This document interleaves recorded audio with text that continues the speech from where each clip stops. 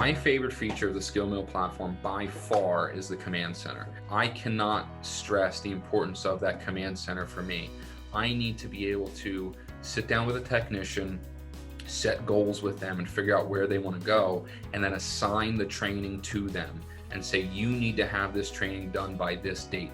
Because if you're not constantly setting a goal and setting a measurable mark that you need to get that goal achieved by or get that part done, how are you going to know you're progressing?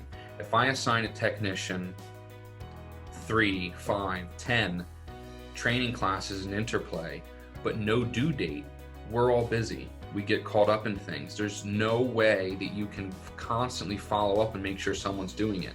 The command center allows me to give that due date and it follows up. It lets me know when they've done it, and it lets me know when their due date is, if they've missed it or if they're coming up to it.